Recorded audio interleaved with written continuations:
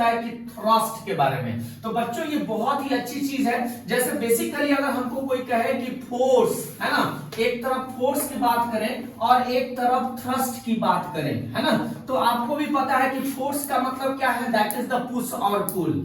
Force का भी मतलब क्या होता है, पुश और पुल, यानी धक्का देना और खींचना, इज कॉल्ड फोर्स। लेकिन थ्रस्ट का भी मतलब क्या होगा, this is also the means it is similar, it is also force. लेकिन दोनों में मेजर डिफरेंस क्या है, मेजर डिफरेंस क्या है, डिफरेंस क्या है, मेजर डिफरेंस क्या है। तो ये हम किसी भी एंगल पे अप्लाई कर सकते हैं, यानी the particular force can be applied at different angle, मतलब it can be applied at different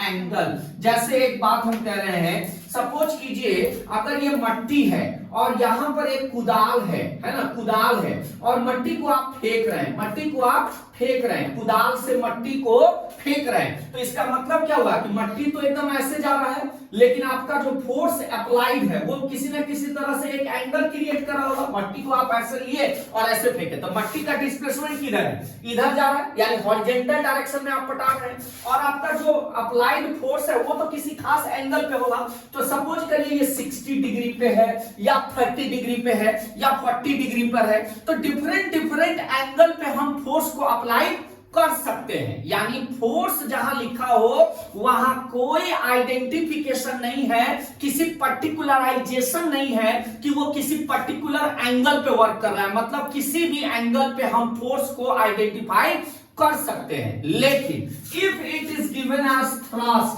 अगर बात अब थ्रस्ट की होगी तो वहां एंगल आइडेंटिफाइड है, मतलब वहां किसी एक पर्टिकुलर एंगल का कंसेप्ट आएगा, यानी ये इट ऑलवेज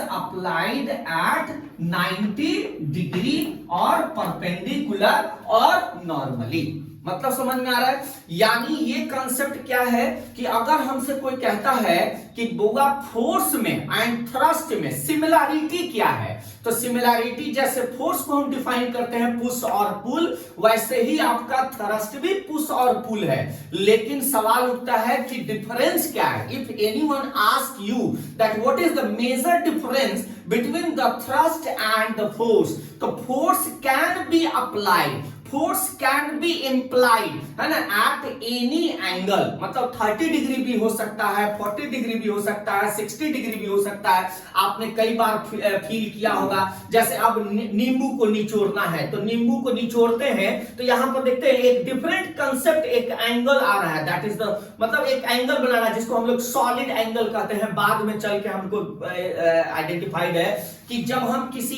एक एंगल को प्लेन पे ड्रॉ कर सकते हैं, जैसे ये जो मैंने अभी बताया है, ये क्या है, प्लेन एंगल है। जैसे आपने मैथ्स में पढ़ा होगा, ट्रायंगल का जितना भी एंगल होता है वो सब एंगल आप ड्रॉ कर सकते हैं ना, बोर्ड पे दिखा सकते हैं ना, तो वो क्या है, that is the plane angle.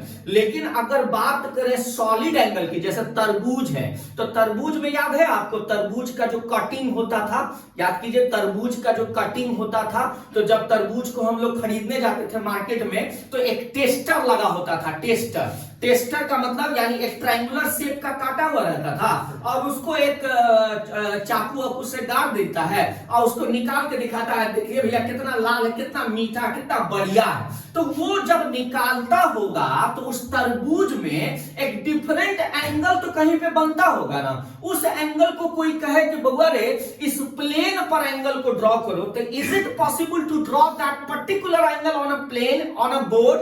Never.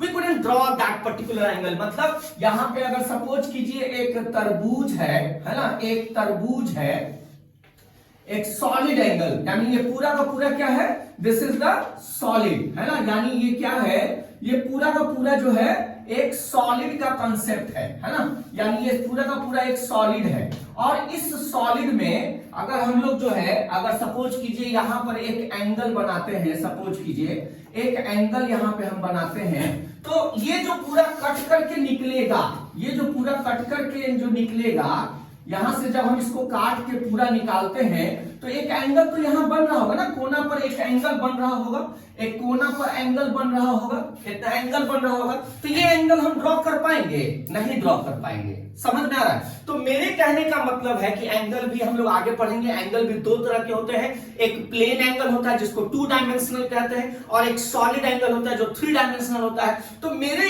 एक चीज आपको सबको समझ में आ गया होगा कि आज जो हम स्टार्ट करने जा रहे हैं थ्रस्ट एंड प्रेशर, इसमें थ्रस्ट क्या है? तो आप सीधे बोलेंगे कि thrust is similar as that of force, यानी थ्रस्ट भी एक प्रकार का फोर्स ही है। समझ में आ रहा है? क्यों?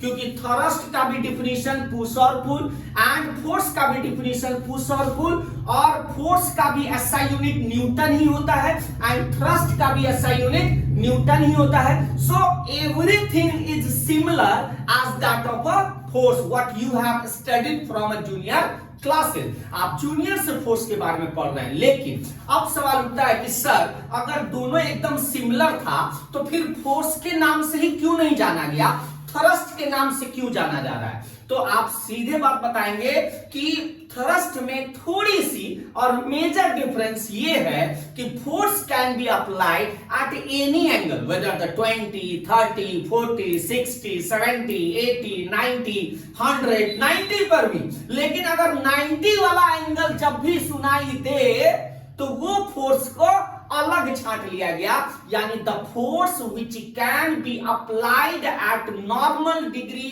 Perpendicular degree, 90 degree, it means what? It could be considered as a thrust. Got it guys? समझ में आया आपको?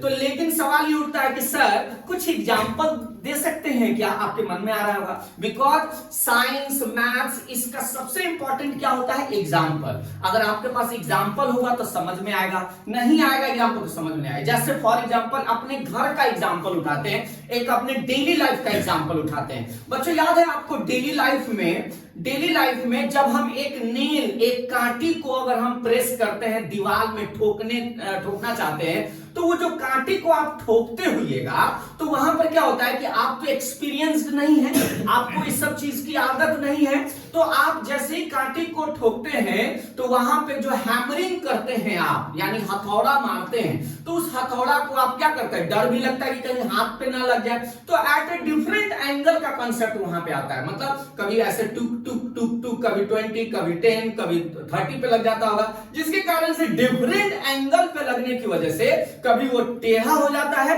कभी दीवार का पपड़िया उधर जाता है, कभी कुछ, लेकिन वही जो एक्सपीरियंस होता है, जिसका काम ही है मतलब कांटी ठोकना या जो उसका अपना पर्टिकुलराइजेशन वर्क है, तो उसको आप अगर बुलाते हैं तो सीधे वो कांटी लेता है, धक धक 2 बार 3 बार मारा, वो अपना जहां तक उसको लेके जाना है वहां तक लेके चला जाता है। Because of what? बिकॉज उसको मतलब हैमर चलाने का एक्सपीरियंस हो चुका है और वो एकदम 90 डिग्री पर अप्लाइड करता है। तो जब 90 डिग्री पर अप्लाइड करेगा तो वो हैमरिंग, यानी हैमरिंग ऑफ नेल किसका एग्जांपल हो जाएगा? दैट इज थ्रस्ट का एग्जांपल हो जाएगा। याद है बच्चों?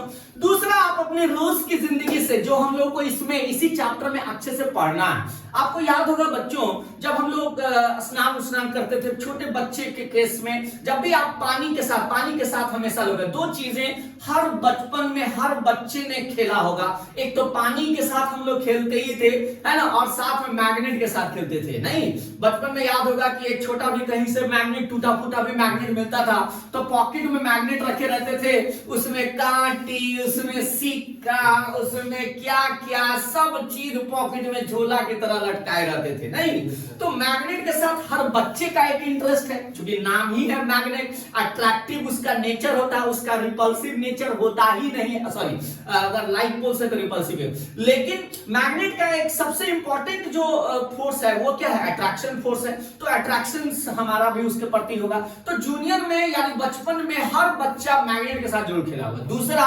पानी के साथ खेलते होंगे। जैसे आपको याद होगा कि जब हम लोग खाना वाना खाते थे, थोड़ा पानी गिर जाता था तो खाना छोड़ के पानी पर अपना नाम लिखना, जैसे उसमें अपना लेटर लिखते थे। नहीं तो ऐसा नाला बना देते, मम्मी पानी यहाँ जाम हो गया, थोड़ा सा ऐसे खींच देते हैं, पानी चला, तो एक लाइनिंग क्रिएट करते थे, मम्मी से पिटाई भी खाते थे कई बार, है ना, ये हमारे साथ भी हुआ है ना।